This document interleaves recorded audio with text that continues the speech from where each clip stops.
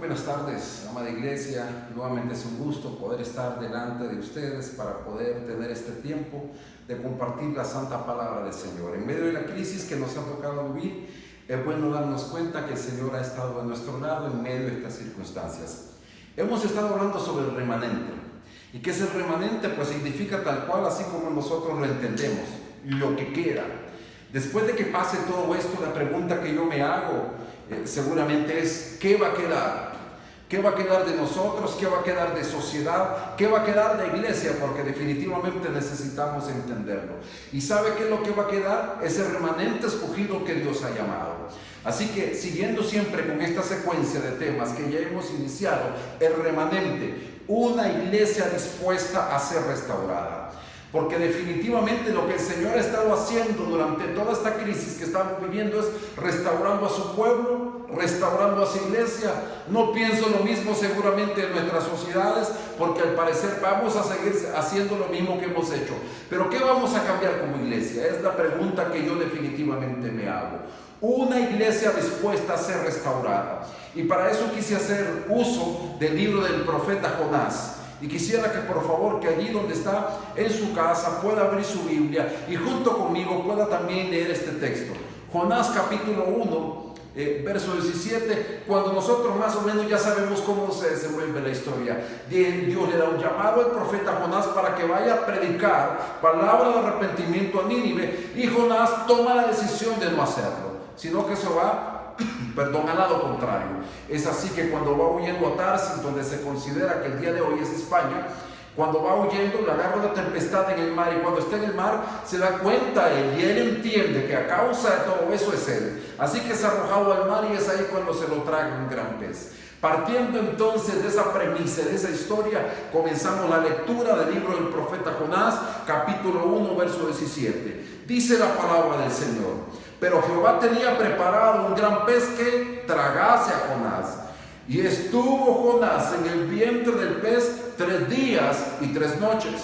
Pasamos luego capítulo 2 y leemos del verso 1 al verso 10, donde nos habla, donde nos relata la oración de Jonás en tiempo de crisis, en tiempo de pandemia, quizá como la que nosotros estamos viviendo. Y en el encabezado, el texto de la Santa Escritura dice: oración de Jonás. Entonces oró Jonás a Jehová, su Dios, desde el vientre del pez, y dijo: invoqué en mi angustia a Jehová, y él me oyó. Desde el seno del Seol clamé, y mi voz oíste. Me echaste a lo profundo de en medio de los mares, y me rodeó la corriente. Todas tus ondas y tus olas pasaron sobre mí. Entonces dije: desechado soy de delante de tus ojos, mas aún veré tu santo templo. Las aguas me rodearon hasta el alma, rodeóme el abismo, el alga se enredó a mi cabeza. Descendí a los cimientos de los montes, la tierra echó sus cerrojos sobre mí para siempre. Mas tú sacaste mi vida de la sepultura, oh Jehová, Dios mío.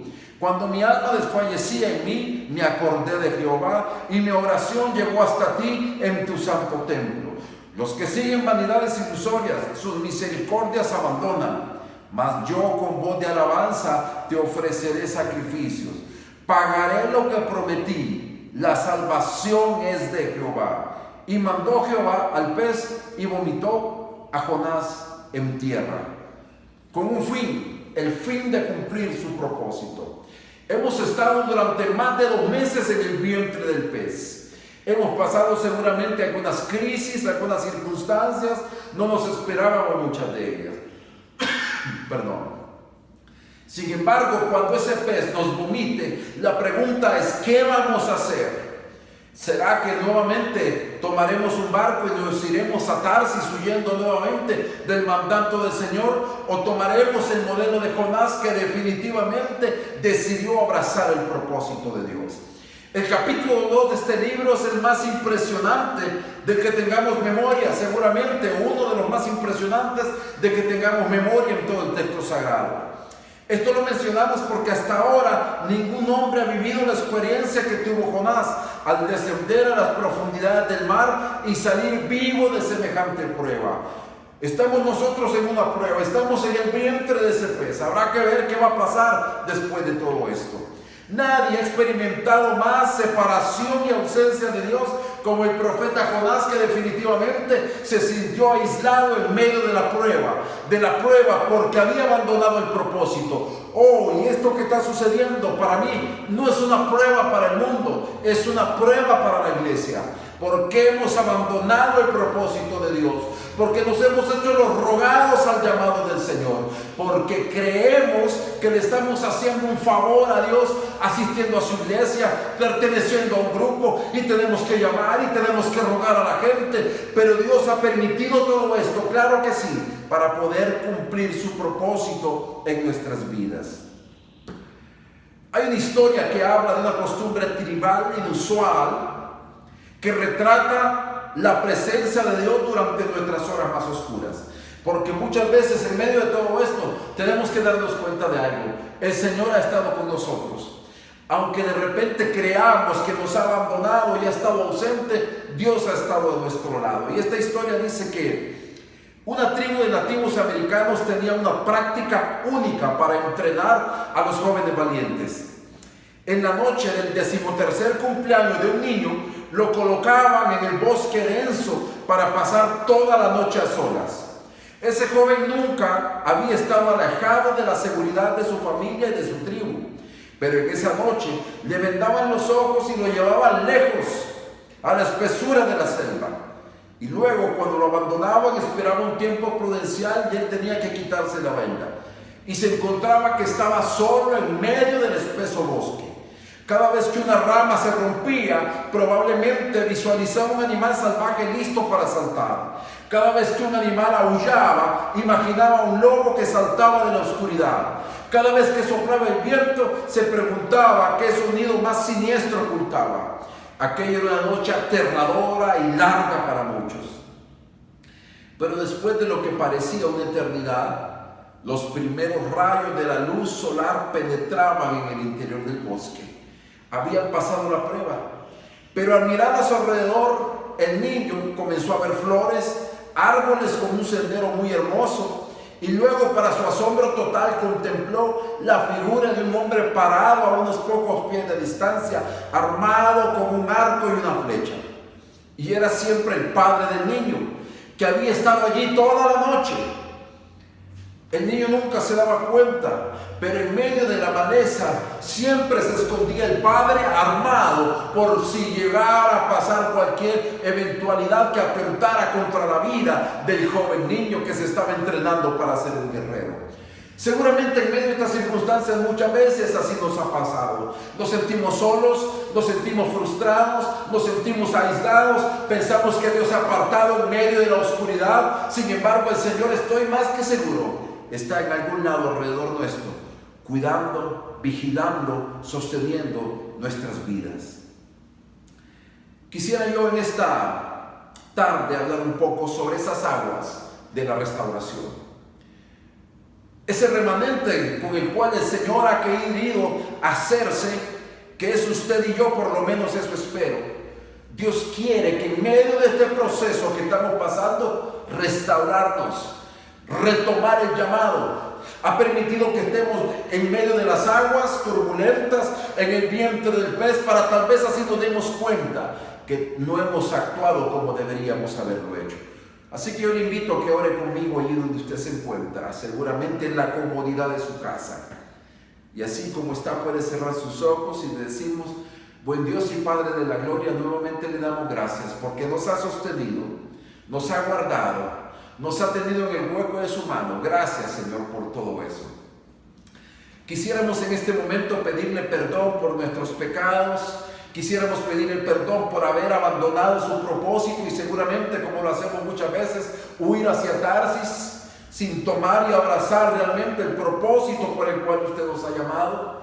Oramos, Señor, para que ese llamado que usted le ha dado a cada uno, después de que el pez nos vomite, después de que esa pandemia pase, nos levantemos airosos, listos y dispuestos a poder cumplir con el propósito con el cual, Señor, usted nos llamó.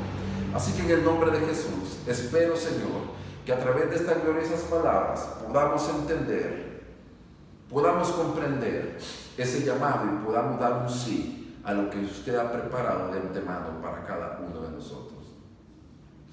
Todo esto lo pedimos en el santo nombre de Jesucristo, nuestro eterno y único Salvador.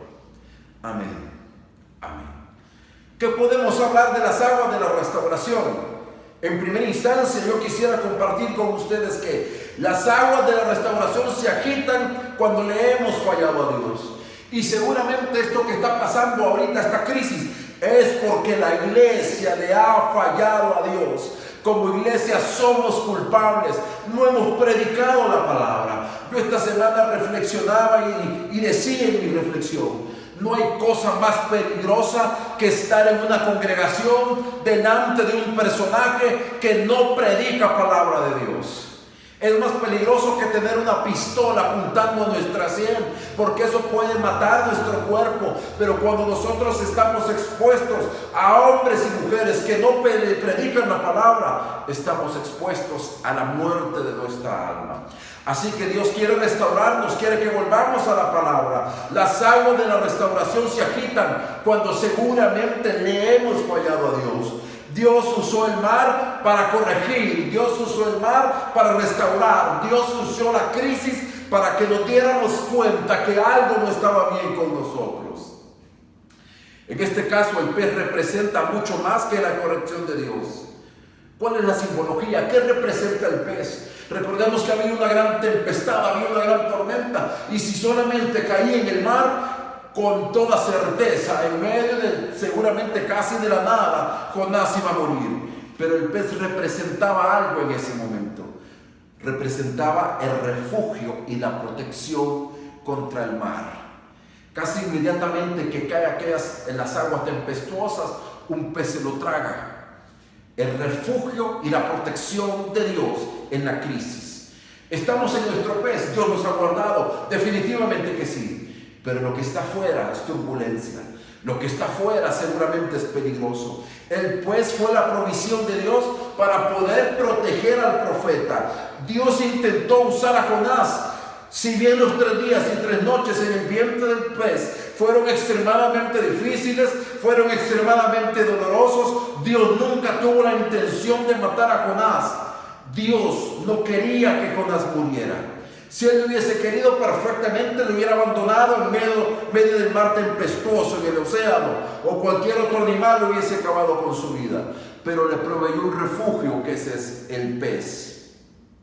Qué interesante. El segundo elemento que podemos nosotros rescatar de esta historia extraordinaria es que usó un transporte personal hasta la costa. No sabemos a dónde estaba, iba huyendo en sentido contrario. Pero Dios utilizó aquel pez para poder retomar la visión. El pez seguramente dio una vuelta contraria y lo fue a dejar hasta donde él tenía que predicar. El verso, capítulo 2, verso 10 dice: y mandó Jehová el pez y vomitó a Jonás en la tierra. ¿Y sabe qué hizo Jonás? Se fue para Nínive, la capital del imperio asirio. El pez fue su refugio, pero también fue su transporte para poder cumplir con su propósito. Dios está utilizando esto, mis amados hermanos.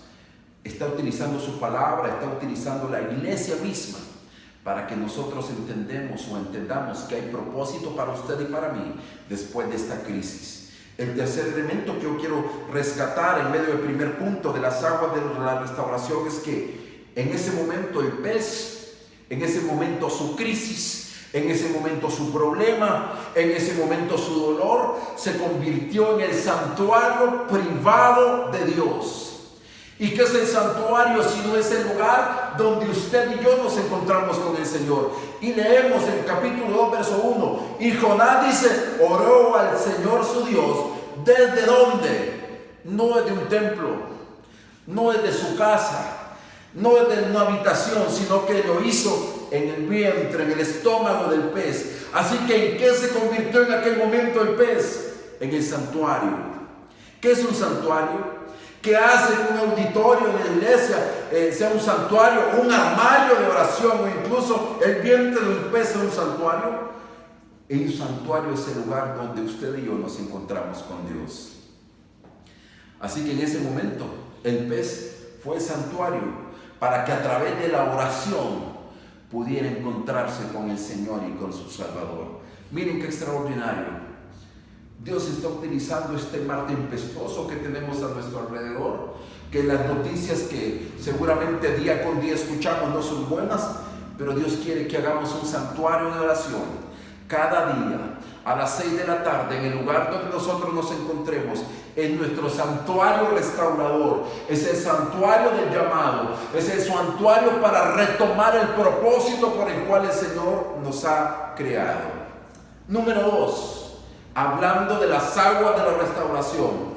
Las aguas de la restauración te conducen a la comunión con la palabra de Dios. Les decía al inicio, no hay nada más peligroso que estar expuestos a alguien que no predique la palabra. Lo peor que de un cristiano, un evangélico que quiera realmente encontrarse con su Señor, lo peor que le puede pasar es estar expuesto donde hay alguien que le predique mentira, que no predique palabra de Dios, que no predique palabra de esperanza. Así que en este tiempo de crisis, estas aguas de la restauración nos conducen a la comunión con la palabra del Señor. El verso 3 decía: me echaste a lo profundo, en medio de los mares, y me rodeó la corriente. Todas tus ondas y tus olas pasaron sobre mí. Definitivamente que él se encontraba en una situación de crisis, estaba azotado, estaba pasando por un tiempo terrible. Eso quiero asociarlo con lo que dice el Salmo 42:7. Todas tus ondas y tus olas han pasado sobre mí. Cuando dice sido desterrado, estaba seguramente pensando en el Salmo 31:22. Decía yo en mi premura: cortado soy delante de tus ojos, pero tú oíste la voz de mis ruegos cuando a ti clamaba. Necesitamos tener comunión con la palabra del Señor. Son las experiencias dolorosas de la vida, muchas de ellas relacionadas con nuestra propia desobediencia, las que nos conducen a la palabra de Dios como muestra de esperanza. Jonás es un ejemplo de eso. Jonás pensaba que podía huir de él. En algún momento el salmista decía: ¿a dónde huiré de tu espíritu y a dónde huiré de tu presencia? Sin embargo, estaba en medio de todo eso, esa palabra esperanzadora que le permitía entender que en medio de la crisis él podía salir adelante. La palabra de Dios purifica. La desobediencia parecía tener la misión de endurecer el corazón del creyente, endurecer el corazón de Jonás, porque había sido desobediente. El profeta Jonás experimentó esto. Sin embargo, en medio del mar agitado de su vida, cuando más sentía la cercanía de la muerte, Dios hizo de la palabra de Dios su más segura y su más grande provisión e instrumento de purificación. Hoy lo necesitamos con urgencia. Hoy en este tiempo de crisis, en medio del mar tempestuoso, necesitamos que esas aguas de restauración nos conduzcan a poder tener una comunión en la palabra. Es tiempo que reflexionemos en dónde estamos asistiendo, en qué lugar. ¿Me enseñan realmente palabra o solamente me dan palabra de hombres para mi autocontentamiento, mi autosatisfacción? Pero este tiempo que estamos pasando es lo que Dios está usando para poder tener comunión, que nosotros podamos tener esa comunión con la santa palabra del Señor. Número 3, las aguas de la restauración del remanente escogido del Señor te despiertan, nos despiertan a usted y a mí a poder tener una verdadera confesión. A decirle: Señor, antes de todo esto yo creía que podía manejarlo todo. Antes de todo esto yo pensaba que yo estaba en control. Antes de todo esto yo iba donde quería, a la hora que quería, y regresaba cuando se me antojaba. Pero es tiempo de ser restaurados en este momento y confesar al Señor las cosas que no hemos hecho bien. Número 1, ¿qué pasó con Jonás? Reconozco tu mano sobre mi condición. Eso pareciera ser que le está diciendo 3 y 4, capítulo 2, en la oración de Jonás. Me echaste a lo más profundo en medio de los mares y me rodeó la corriente. Todas tus ondas y tus olas pasaron sobre mí. Entonces dije: desechado soy delante de tus ojos. Aún más veré tu santo templo. Me arrojaste a las profundidades. He sido desterrado de tu vista. Observe las palabras tú y su. Jonás hace conexión entre su desobediencia y la corrección de Dios. Este es el reconocimiento de su condición. Es el reconocimiento que a causa de su desobediencia y de su pecado es que estaba pasando por esas circunstancias definitivamente nada alentadoras. Jonás reconoció su condición. ¿Ha reconocido usted en este tiempo la condición en la cual estaba? Que antes de esta crisis del COVID-19 seguramente seguíamos haciendo lo que queríamos. Llegábamos a la iglesia a la hora que nos antojábamos. Simple y sencillamente nos invitaban a participar y decíamos, voy a pensarlo. Pero aquí él reconoce su condición, que no era necesariamente la mejor. Giró sus ojos hacia Dios. Esa fue la respuesta hacia la persona de Jesucristo. Jonás agregó en el verso 4, pero miraré una vez más hacia tu santo templo. Aquí hay una buena definición interesante. Había quitado los ojos de Dios, pero se dio cuenta que a través de su pecado y de su maldad estaba pasando lo que estaba pasando, y tuvo que tomar la decisión de redireccionarse y volver a ver hacia el Señor. Es tiempo que nuestros ojos ya no los veamos en nuestro trabajo, en nuestros quehaceres, en nuestras familias. Muchas veces, no lo estoy diciendo de una perspectiva necesariamente negativa, y ahora es tiempo de que nosotros volteemos nuestros ojos hacia Dios. Tercer elemento que podemos rescatar aquí de Jonás: agradece por su compasión. Mas tú sacaste mi vida de la sepultura, oh Jehová Dios mío. Es cierto que esta oración pareciera sugerir que ya Jonás está libre, que ya no está en peligro, pero más bien es el reflejo de su fe. Es un acto mediante el cual tiene la confianza en el Señor, que lo iba a sacar de aquella condición. Seguramente, hermano, saldremos de esta. Es muy probable que esta condición en la que estamos pasando la vamos a poder superar en el nombre de Jesús. Pero necesitamos, pasado todo esto, agradecer por la compasión, por la bondad y por la seguridad con que el Señor nos ha tenido. ¿Hemos pasado días difíciles? Seguramente que sí. ¿Hemos pasado situaciones que no esperábamos? Seguramente que sí. Pero necesitamos agradecer al Señor por su compasión. Y por último, hubo un renuevo de compromiso con el Señor. Iremos a renovar el compromiso de Dios después de que todo esto pase. Y dice la palabra del verso 9 del capítulo 2 de la oración de Jonás, que él prometió: cumpliré mis votos. El arrepentimiento sin obediencia resulta ser el más grande fracaso. El verdadero arrepentimiento requiere cambios. Un creyente en una iglesia siempre pasaba frente después del llamado del pastor y oraba diciendo: Señor, quita las telarañas de mi vida. Pero hasta ahí llegaba, porque nuevamente llegaba la araña y las volvía a confeccionar. Hoy nosotros, pasado esto, tenemos que renovar el compromiso con el Señor y decirle: cumpliré mis votos, cumpliré mi llamado, cumpliré tu propósito en mi vida. Y ya, mis estimados hermanos, concluyendo con este tiempo, Jonás pareciera ser que es la imagen que miramos en el espejo cuando nos ponemos frente a él. ¿Cuánto nos parecemos a Jonás? Huimos del propósito de Dios, huimos de su llamado, pero Dios ha permitido todo esto que está pasando, hermano y hermana, para revalidar nuevamente el propósito que Él tiene con su vida y con la mía. Así que como iglesia, como comunidad cristiana de santidad, yo le invito a que reflexione, yo le invito a que se levante.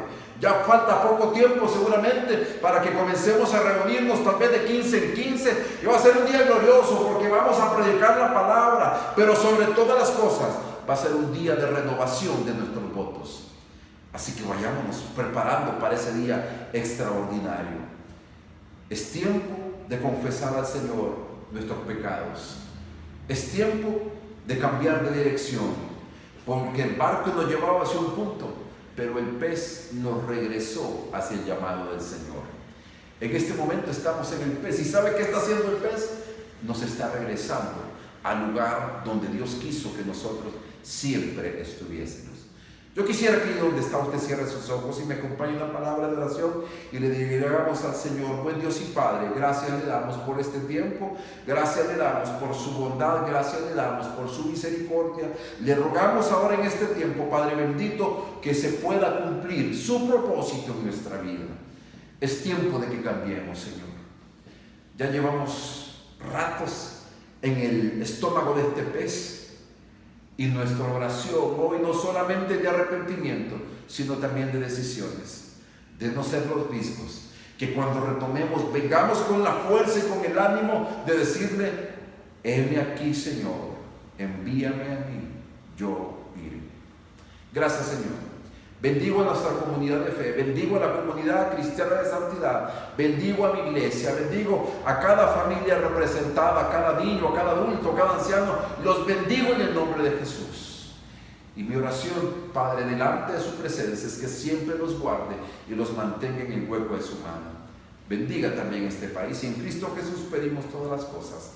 Amén y amén. Como sabemos que a través de estos tiempos cortos, mis estimados hermanos, ahora disponemos y preparamos nuestro corazón para poderle darle a Dios lo que a Él por justicia le corresponde, según dice la Santa Escritura. Seguramente hemos sido muy criticados porque estamos solicitando la ayuda durante este tiempo, pero nosotros somos una iglesia no delante de los ojos de Dios, sino delante seguramente de nuestra sociedad pequeña, y necesitamos de los recursos para seguir subsistiendo y pagar estas instalaciones, que como usted se puede dar cuenta, estoy aquí en nuestra iglesia. Decidí venir este tiempo acá para poder predicar y para volver a sentirme que estoy en el lugar en el cual el Señor me ha llamado y me ha puesto, para poder revalidar el llamado y el propósito de Dios para Edwin Aguilar. Decidí venirme a la iglesia, aquí este lugar donde se le estará esperando, según Dios nos permita que podamos estar nuevamente juntos. Dice entonces la palabra del Señor: pero esto digo, el que siembra escasamente también segará escasamente, y el que siembra generosamente, generosamente también segará. Cada uno dé como propuso en su corazón, no con tristeza ni por necesidad, porque Dios ama al dador alegre. Así que podemos siempre ir guardando nuestra ofrenda en el lugar donde ya la tenemos, o también en las cuentas que nuestra hermana Gisela cada semana está mandando para que podamos hacer nuestras ofrendas de amor a Dios. Creo que es en Banco Credomatic, creo que es en el Banco Oficense, en el Banco de Occidente, no me sé de memoria las cuentas. Estimados hermanos, siempre es un gozo poder compartir con ustedes. Están en mis oraciones cada día. Les amo en el nombre del Señor y espero que el tiempo pase pronto para que podamos nuevamente vernos las caras y darnos ese abrazo y agradecer al Señor por su bondad y su misericordia. Así que ahí donde está, yo le invito a que usted pueda poner su mano, levantar su mano y creer que la bendición del Señor quiere ser y pueda ser palpable en nuestras vidas, y podamos decirle en este tiempo: Jehová habló a Moisés y le dijo: habla a Aarón y a sus hijos y diles: así bendeciréis a los hijos de Israel, diciéndoles: Jehová te bendiga y te guarde. Jehová haga resplandecer su rostro sobre ti y tenga de ti misericordia. Jehová alce sobre ti su rostro y ponga en ti paz. Y pondrán mi nombre sobre los hijos de Israel y yo los bendeciré. Y pondrán mi nombre sobre esta iglesia, comunidad cristiana de santidad, y yo los bendeciré. Estimados hermanos, que el Señor les bendiga. Un fuerte abrazo y espero podamos vernos pronto. Bendiciones.